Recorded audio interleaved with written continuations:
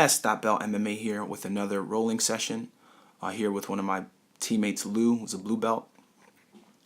So here I'm working again with guys who are lower belts. I'm usually starting from the bottom just because it gives me an opportunity to work my sweeps, work stuff, and forcing them to make more aggressive attempts on me.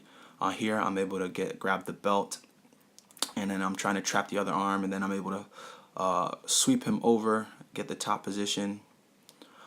Here I'm blocking that bottom leg, and then I hop over to misdirect him, and then get into side control. Again, with my side control, I like using a lot of heavy pressure here. I'm baiting with the arm, trying to see if I can get some type of Kimura lock.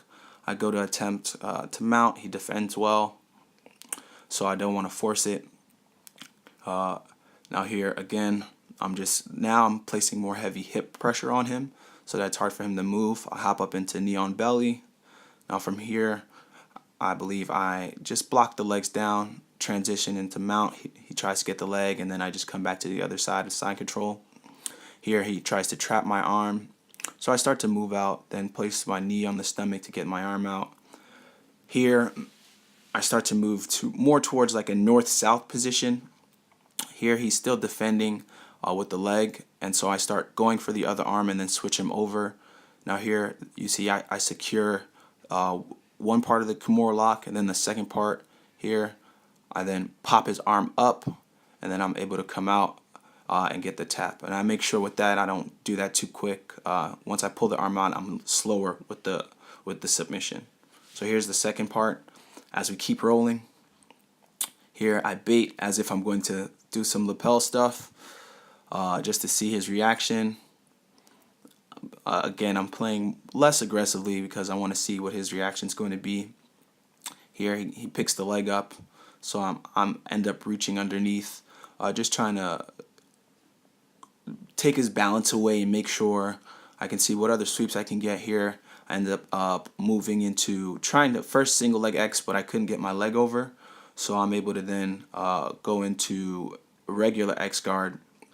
Here you'll see I go to pull him back, and then he pops up, and I'm able to switch and go into X guard here. And then from here I'm able to take his balance away and get the sweep. But he does a good job of coming with the triangle pressure, which for me is never really a problem because I place a lot of heavy pressure here. I'm framing on my arm so that he can't really close it down, and then I'm able to pop out and then go to the back. So here, as I'm trying to take his back, he's defending the neck, but he allows me to get the hooks in. So from here, I'm just poking my left hand in to trap his arm, and then kind of create some space so I can pull him back. And then I start to creep my other arm, my right arm here, over and over, and then he ends up tapping because he feels the pressure coming in, and he felt this like I was gonna knock his teeth out apparently. So here's the last part of our session.